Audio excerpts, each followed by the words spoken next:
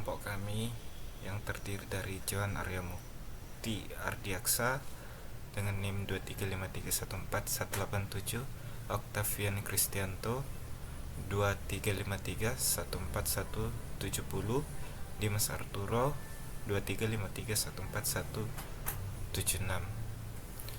Baik, di sini kami akan mempresentasikan proyek akhir semester penambangan data.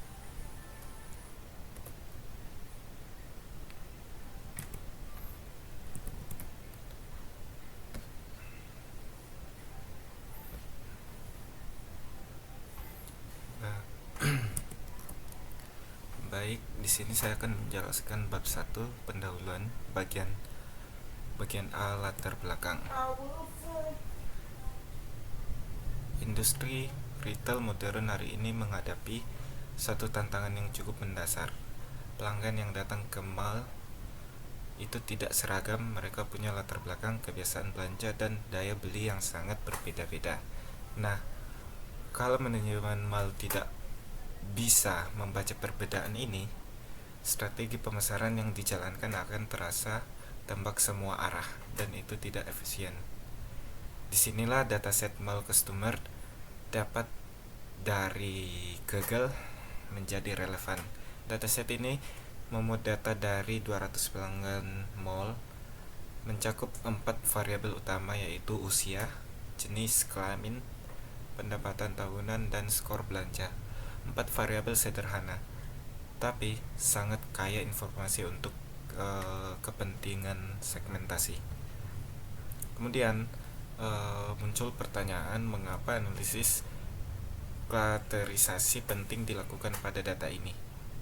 Nah, alasannya ada 3. Yang pertama, manajemen mall dapat mengalokasikan anggaran pemasaran secara lebih tepat, tidak perlu lagi menyasar semua orang dengan pesan yang sama.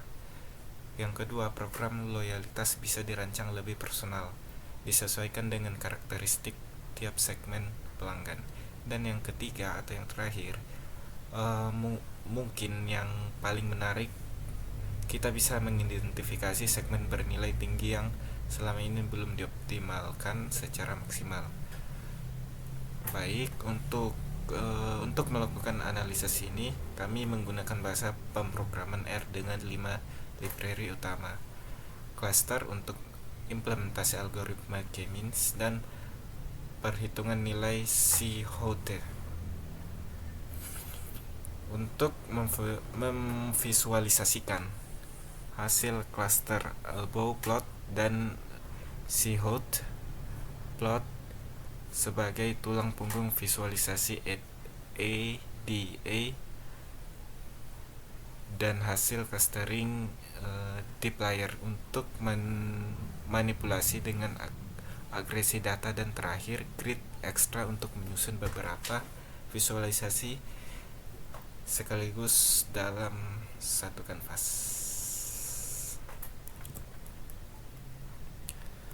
Baik, bagian kedua, tujuan dan manfaat. Sebelum masuk ke analisis, izinkan saya menjelaskan dulu apa yang ingin kita capai dalam penelitian ini. Ada 5 tujuan yang kami terapkan. Yang pertama, melakukan eksplorisasi data atau EDA secara komprehensif. Kita ingin benar-benar memahami karakteristik dataset sebelum melakukan apapun. Kedua, melakukan pre-processing, mulai dari mengecek apakah ada missing value, melakukan encoding pada variabel genre, hingga menormalisasikan data menggunakan C-score. Dan yang ketiga, menentukan jumlah cluster yang paling optimal. Dan untuk ini kami menggunakan 2 pendekatan sekaligus, yaitu elbow method dan C-Hode analytic. Keempat, mengimplementasikan algoritma K-means clustering dengan nilai K sama dengan 5. Dan yang terakhir, atau yang kelima, mengevaluasi seberapa baik kualitas clustering yang dihasilkan menggunakan C-Hode coefficient. Jadi secara keseluruhan ini adalah pipeline yang runtut dari data mentah sampai hasil evaluasi. Lalu, apa manfaat yang bisa dihasilkan dari penelitian ini? Dari sisi praktis, manajemen mall akan memperoleh profil segmen pelanggan yang berbasis data nyata. Profil ini bisa langsung dijadikan dasar dalam pengambilan keputusan, baik itu untuk merancang strategi pemasaran, mendesain promosi yang lebih cepat dan tepat sasaran, maupun membangun program loyalitas yang relevan untuk tiap segmen. Dari sisi ilmiah, penelitian ini dapat menjadi referensi implementasi pipeline unsupervised learning yang lengkap, mulai dari EDI, pre-processing, clustering, hingga evaluasi, khususnya dalam konteks domain retail. Jadi, tidak hanya berguna secara bisnis, tapi juga berkontribusi uh, sebagai dokumentasi metodologi yang bisa direplikasi. Oke, bab 2 akan dilanjutkan teman saya. Terima kasih. Baik, saya akan melanjutkan di bagian bab 2 yang berisi metodologi. Kita mulai dari load dataset, di mana dataset mal customer ini berisi 200 baris dan 5 kolom dengan kolomnya antara lain customer ID, gender, age, annual income, spending score dari 1 sampai 100, dan tidak ditemukan missing value maupun duplikasi dalam file dataset kami. Kemudian saya akan lanjutkan ke preprocessingnya. Learningnya tidak diperlukan karena data bersih. Encoding, gender dikodekan menjadi 0 untuk female dan 1 untuk male untuk visualisasi EDA. Seleksi fitur dipilih 2 fitur clustering, yaitu annual income dan spending score dari 1 sampai 100. Paling relevan secara bisnis. Normalisasi Z-score standardization menggunakan scale agar skala income dan spending score setara dalam perhitungan jarak Euclidean. Sekarang kita lanjut ke split datasetnya. Split dataset tidak diperlukan pembagian train dan tesnya karena Kamins adalah unsupervised learning. Jadi seluruh data atau ke-200-nya itu digunakan untuk clustering. Selanjutnya, untuk model dan parameternya. Parameter yang pertama kita gunakan algoritma dengan nilainya Kamins. Yang kedua K, nilainya 5 cluster. And start, nilainya 10. Iter max, terpakai 300. Dan random state-nya 42. Evaluasinya, siluet koefisiennya, matriks utama kualitas cluster rentan 1, min 1 hingga plus 1. WCSS-nya menggunakan kohesi dan dalam cluster, analisis deskriptif per cluster menggunakan visualisasi bermakna tidaknya segmen tersebut. Dan berikut merupakan implementasi dari program kami. Di sini ada import library dan load dataset, kemudian preprocessing, lalu penentuan K optimal dan pemodelan, kemudian evaluasi model.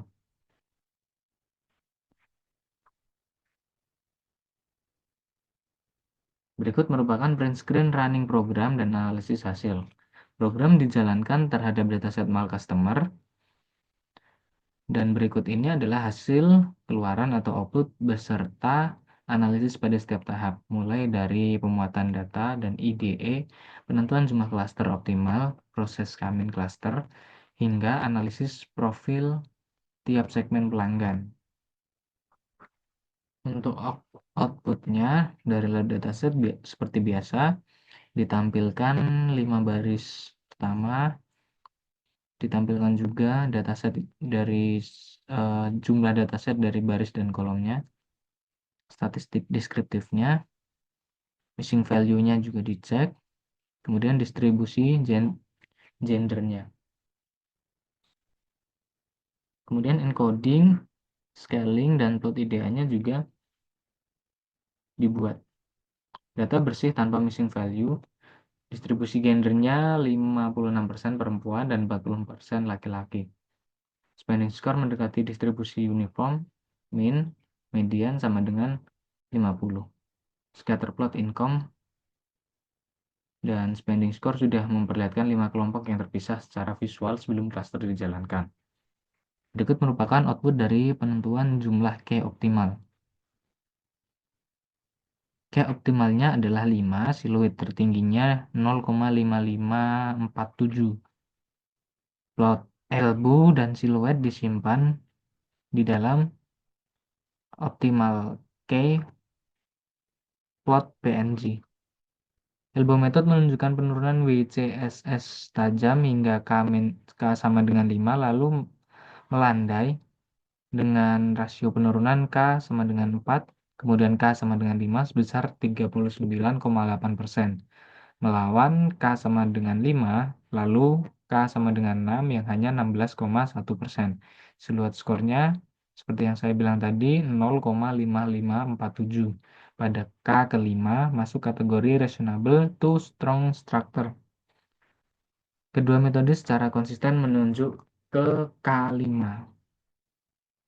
Output K-nya, kelima klaster menempati kuadran berbeda dalam ruang 2D income score tanpa overlap signifikan.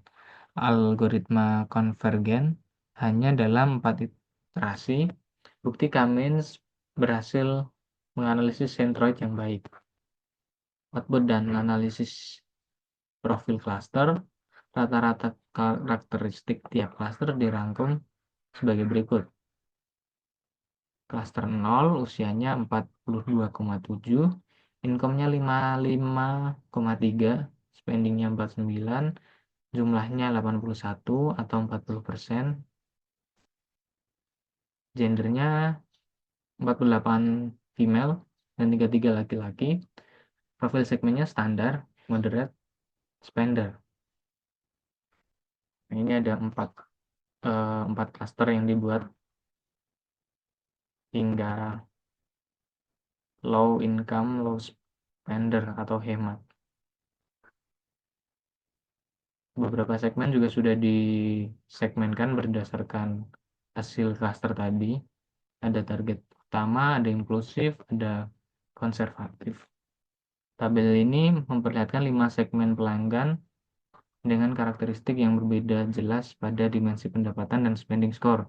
Bar chart, cluster summary, dan heat map memperkuat temuan ini dengan membandingkan rata-rata usia, income, dan spending score antar cluster secara visual. Selanjutnya akan dijelaskan oleh teman kami. So, kita lanjut pada bab 3, hasil pembahasan. Jadi, pada penelitian ini, algoritma K-means berhasil melakukan pengelompokan pelanggan mall menjadi 5 segmen yang berbeda menjadi dengan nilai Shihot coefficient sebesar 0,5447. Nilai tersebut menunjukkan bahwa hasil clustering memiliki kualitas yang cukup baik karena setiap kelompok relatif homogen dan terpisah dengan jelas dari kelompok lainnya. Hasil segmentasi menunjukkan adanya 5 karakteristik pelanggan. Cluster 0 merupakan pelanggan dengan tingkat pendapatan pengeluaran sedang yang menjadi kelompok terbesar. Sedangkan cluster 1 terdiri dari pelanggan berpendapatan tinggi dan memiliki tingkat belanja tinggi, sehingga menjadi segmen paling bernilai bagi mall. Cluster 2 berisi pelanggan dengan pendapatan rendah namun memiliki tingkat belanja tinggi, yang menunjukkan perilaku belanja yang lebih inklusif. Selain itu, cluster 3 memiliki pendapatan tinggi tetapi tingkat belanja rendah, sehingga masih memiliki potensi untuk ditingkatkan melalui strategi pemasaran yang tepat. Sedangkan cluster 4 merupakan pelanggan dengan pendapatan dan pengeluaran rendah yang cenderung lebih sensitif terhadap harga. Hasil ini membuktikan bahwa fitur pendapatan tahunan dan spending score mampu memisahkan pelanggan ke dalam segmen yang bermakna secara bisnis.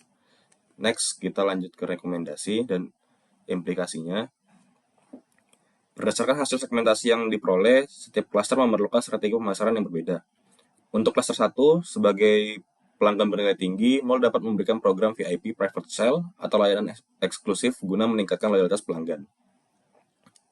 Untuk klaster 0, yang merupakan kelompok terbesar, strategi yang cocok adalah program loyalitas dan promosi rutin agar pelanggan tetap aktif belanja. Pada klaster 3, diperlukan pendekatan yang lebih personal karena pelanggan memiliki daya beli tinggi namun belum banyak melakukan transaksi. Sementara itu, pada klaster 2 dapat ditargetkan melalui program diskon menarik atau cicilan yang mendorong keputusan pembeli. Untuk klaster 4, strategi yang berfokus pada harga terjangkau dan promo hemat akan lebih efektif. Dengan demikian, hasil clustering dapat membantu manajemen mall dalam menyusun strategi pemasaran yang lebih tepat, sasaran, dan lebih efisien. Dan terakhir, sebagai kesimpulannya, proses segmentasi pelanggan berhasil dilakukan menggunakan metode Cummins clustering pada dataset mall customers yang terdiri dari 200 pelanggan. Melalui tahapan preprocessing, penentuan jumlah klaster optimal, pemodelan, dan evaluasi diperoleh jumlah klaster terbaik yaitu 5 kelompok pelanggan. Hasil evaluasi menunjukkan nilai Shihot coefficient sebesar 0,5447 yang menandakan kualitas klaster cukup baik. 5 klaster yang terbentuk memiliki karakteristik yang berbeda sehingga dapat digunakan sebagai dasar dalam pengambilan keputusan bisnis. Oleh karena itu, penerapan data mining dengan metode Cummins terbukti mampu membantu mall membenahi perilaku pelanggan serta menyusun strategi pemasaran yang lebih efektif berdasarkan karakteristiknya masing-masing segmen pelanggan. Sekian presentasi dari kami. Terima kasih.